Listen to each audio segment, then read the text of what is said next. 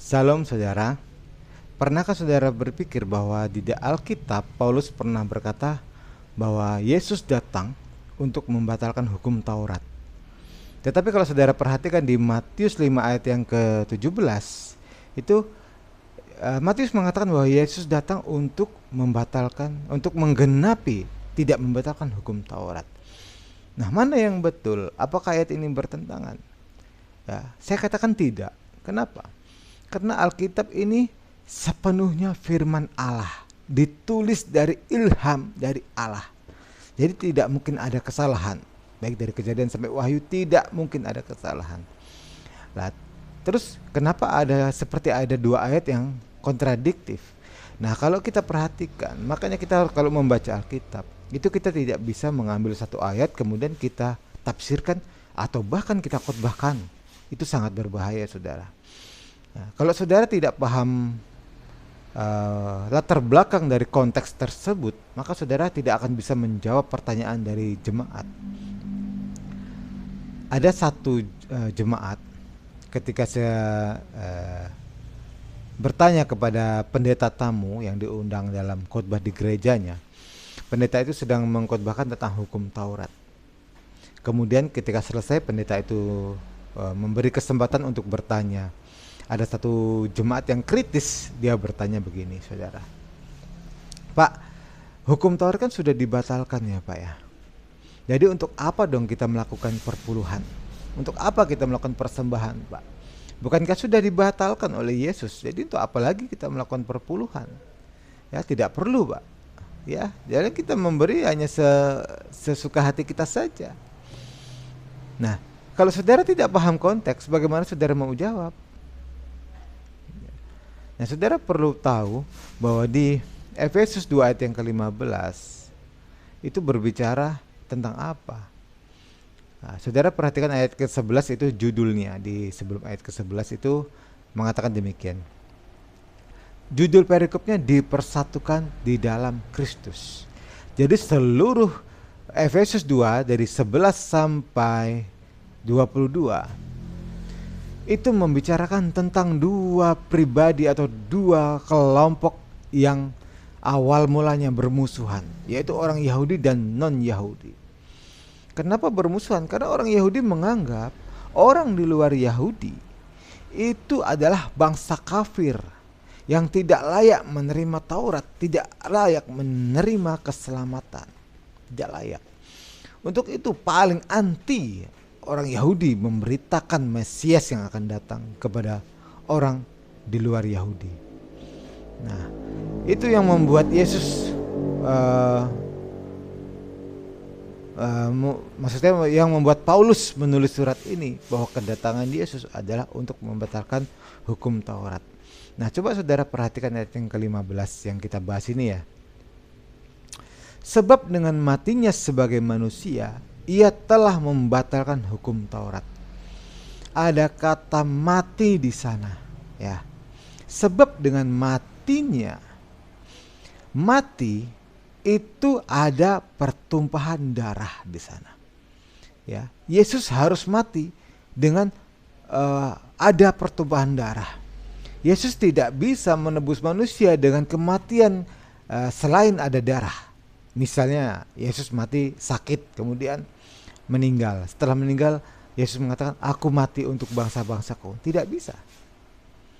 Kematian Yesus harus menimbulkan darah, pertumpahan darah. Kenapa? Karena ini melambangkan korban-korban atau bakaran-bakaran, korban sembelihan, korban penghapus dosa dari perjanjian lama. Orang zaman dulu atau imam-imam sebelum mereka masuk ke dalam bait Allah, itu harus menguduskan diri mereka. Karena kalau ada satu dosa pun yang tidak diakui oleh imam tersebut dan dia berani masuk ke dalam bait Allah, imam tersebut bisa langsung mati, saudara. Nah, ada satu penafsiran mengatakan bahwa ketika imam itu masuk ke dalam bait Allah, pinggang imam itu diikat tali. Kenapa? Karena kalau imam itu tiba-tiba ada dosa yang tidak diampuni atau dosa yang tidak diakui di hadapan Tuhan, nah dosa itu harus ada korban Sebelum imam masuk, dia harus potong lembu atau kambing untuk menebus dosa itu. Baru dia layak untuk masuk ke dalam bait Allah. Kalau ada satu dosa yang dilewatin atau tidak diakui, maka imam itu langsung seketika mati, saudara. Untuk itu dikasih tali. Kalau tidak, ketika imam itu mati di dalam bait Allah, maka tidak ada yang berani masuk. Karena masuk aja orang langsung mati. Begitu suci bait Allah pada zaman perjanjian lama. Sulit dijangkau oleh manusia. Oleh manusia biasa tentunya. Hanya orang-orang Lewi atau hanya imam-imam besar saja yang bisa masuk ke dalam bait Allah. Jadi ada jarak yang begitu besar antara Allah dan manusia. Untuk itu bangsa Yahudi merasa dirinya itu adalah yang paling dekat dari Allah, kepada Allah. Bayangkan saudara, bangsa Yahudi yang ada jarak untuk datang kepada Allah saja membutuhkan syarat-syarat atau upacara-upacara seremonial. Apalagi bangsa di luar Yahudi. Untuk itu mereka merasa sombong, mereka merasa hebat. Di luar Yahudi kafir. Nah, kedatangan Yesus adalah untuk membatalkan itu. Dengan cara apa? Dengan cara pertumpahan darah. Ada darah di sana yang ditumpahkan. Dengan darah yang ditumpahkan, maka perseteruan itu atau perseteruan antara Allah dan manusia itu menjadi damai. Atau perseteruan antara Yahudi dan non-Yahudi menjadi damai. Nah, itu tujuan Yesus sebenarnya di ayat ini. Satu perikop ini hanya menceritakan itu, ya. Bukan perpuluhan, bukan hukum-hukum lain, tidak. Nah gini, saudara kalau perhatikan atau saudara kalau pelajari sungguh-sungguh, saudara baca tafsiran demi tafsiran, saudara akan menemui bahwa hukum Taurat itu dibagi menjadi 3 bagian, saudara. Ada hukum sipil, ada hukum moral, ada hukum seremonial. Nah, hukum moral itu membicarakan tentang 10 hukum. 10 hukum itu masih berlaku sampai sekarang, saudara. Dan itu tidak pernah dibatalkan. Ya, tidak pernah dibatalkan. 10 hukum Taurat masih berlaku sampai sekarang. Hormatilah Allahmu, jangan sujud menyembah kepada Allah lain, hormati orang tuamu. Ya, 10 hukum masih berlaku sampai sekarang. Kemudian yang kedua adalah hukum sipil. Hukum sipil ini undang-undang Yahudi pada zaman dahulu. Nah, saudara, kalau zaman dulu ada orang berzina, itu bisa dilempar batu sampai mati. Makanya waktu imam-imam datang kepada Yesus dengan membawa seorang atau Maria yang kedapatan berzina, itu mereka bertanya kepada Yesus kan, orang ini ketangkapan berzina, menurut hukum Musa perempuan ini harus dilempar batu, harus dihukum mati. Tetapi kata Yesus, tapi Yesus tidak melakukan. Yesus tidak menghukum wanita ini. Makanya Yesus mengatakan, kalau siapa di antara kalian tidak berdosa, silakan lempar dulu. Nah, Yesus harusnya menggenapi hukum Taurat, yaitu dengan membunuh wanita ini, tetapi tidak dilakukan. Kenapa? Karena pada zaman dahulu undang-undang Roma itu lebih tinggi daripada undang-undang Yahudi. Karena bangsa Yahudi menjadi bangsa jajahan Roma. Jadi semua aturan, semua undang-undang harus Romawi, tidak boleh Yahudi. Kalau Yesus memerintahkan untuk membunuh perempuan itu, maka Yesus yang akan ditangkap orang Roma. Karena bangsa Roma mengatakan orang Yahudi tidak boleh membunuh, walaupun menurut hukum Yahudi boleh. Ya. Nah, itu hukum sipil. Kemudian yang ketiga, itu namanya ada hukum seremonial, saudara. Hukum seremonial ini adalah upacara-upacara seperti potong kambing. Kalau kamu berdosa, kamu menghadap Tuhan dengan cara potong kambing. Kalau kamu mampu, potong lembu. Supaya apa? Supaya menjadi korban penghapus dosa. Nah, tetapi itu bersifat tidak sempurna. Itu hanya antitipe dari Sang Mesias. Domba-domba, lembu-lembu atau binatang-binatang yang dipersembahkan sebagai korban penghapus dosa, itu adalah hanya gambaran semata. Dan ketika sudah digenapi, maka hukum itu sudah tidak berlaku lagi. Kapan digenapinya? ketika Yesus di atas salib itu adalah hari penggenapan hukum Taurat. Karena ayat ini mengatakan dengan matinya sebagai manusia ia telah membatalkan hukum Taurat. Ya. Kematian Yesus membatalkan hukum seremonial. Ya saudara, bukan perpuluhan, bukan lain, hanya seremonial.